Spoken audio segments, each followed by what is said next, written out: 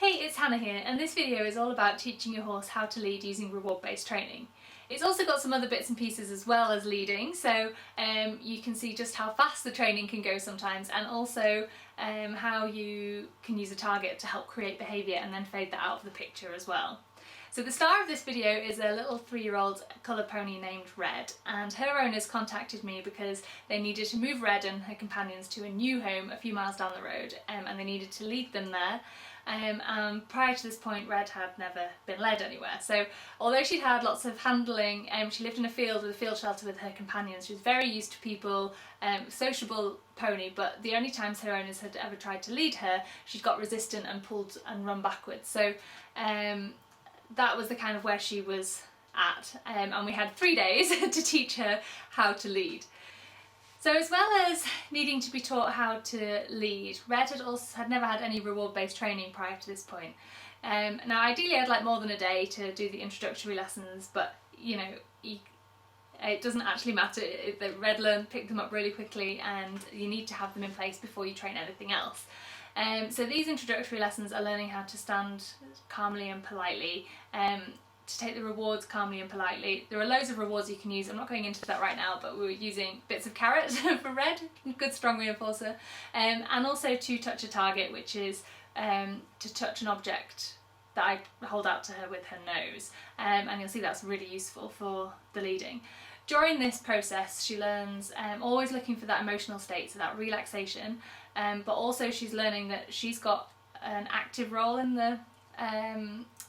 the training session as well. So she's learning that when she does something right, I'll mark that or bridge it with a click, and then that'll lead to the reward. So she's starting to get really engaged in the training as well, and is starting to really look for the answers and learn how to problem solve. So they're really important lessons to get in place at the beginning. Ideally I'd have a bit more time, but you know, you can see this worked really well, so it doesn't really matter if it's all going well. And once she had those basic lessons in place, which was what we did on the first day, she was ready then to start the leading lessons. So the first thing we did was ask her to start to come forwards to the target, so holding the target out in front of her and reinforcing her for stepping forwards towards the target, and really marking that moment as she steps forwards, because that's the behaviour that we want to see. The next stage was then to put a little feel on the rope and hold the target out. Now this Red's really sensitive, and even like the tiny feel brought up a little bit of tension in her. So just waiting, giving her that time and space, not escalating anything, not hurrying her, just to let her work it out. The target's still there, so that she can start to pair the stepping forward to the target, which she already knows, and this feeling of the rope down the rope on the halter. So she starts to understand that when she feels that feel on the rope, that means to step forwards to the target, and so that's starting to pair those movements together. And then once she's got that, you can start to fade the target out. So you can see that this time when I put the target down, that some of that old tension and resistance and the tendency to step backwards comes into play.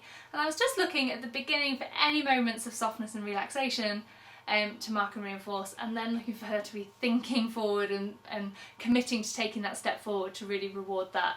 And it was interesting because usually once you've paired it with the target and they've understood it, that they don't tend to go back, but maybe it was just because we were on limited time, I don't know. But with Red, when we took the target out of the equation, then she just needed a little, and it was only a minute or two before she started coming forwards again. But very quickly she was confidently stepping forwards when she felt that little feel down the rope.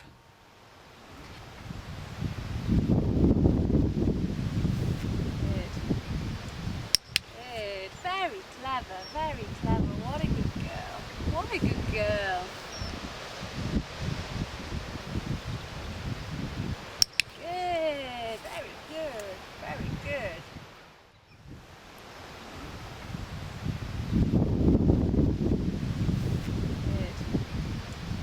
Good, very clever.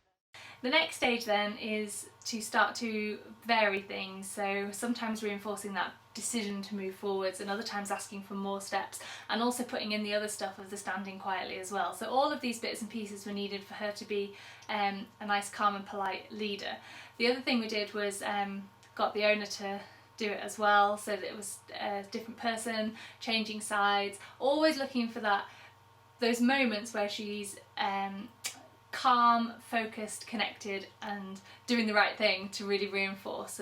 And she picked this up really quickly and was great. In fact, when it came to moving all the horses, her owners reported that she led really nicely, in fact even better than some of the companions, because she was so tuned in and looking for that answer and working with the person. So that's what this really does, is start to get the two of you trying to solve the puzzle together, which is really nice. So I hope you've enjoyed that little glimpse into how it works. Obviously, if you're working with other leading problems like planting or barging or pulling or anything like that, then it might take a little bit longer and you might have to approach it slightly differently. But as a general gist, that's a way that we would use the target to teach, to create the movement that we want, and then transfer it to the cue that we want them to know, so in this case a little feel on the rope, and then fading the target out. And that process is used across so many behaviours, so leading, loading, lunging. If you're working on leading, you've got a horse that crowds you, you can use the target to teach them where you prefer them to be, and the same if you've got one that rushes ahead, you can teach them where you prefer them to be. You can use a target to teach them to back up, to stand tied, like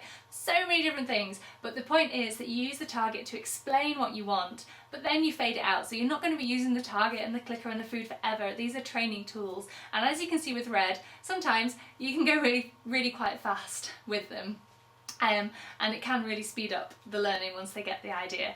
Now, her leading wasn't finished here. She obviously needed a bit of practice, different situations and all that kind of thing, but as a starting point, it was a really nice positive experience for her. She's now got really good associations with leading. She's ready to learn, she's calm and she's confident, and she's really connected to the person that she's working with as well. So it's a really good foundation. It was an interesting under pressure situation to get that training in place, and as you can see, it worked really well and she was a little star. So I hope you've enjoyed watching it, and thank you very much.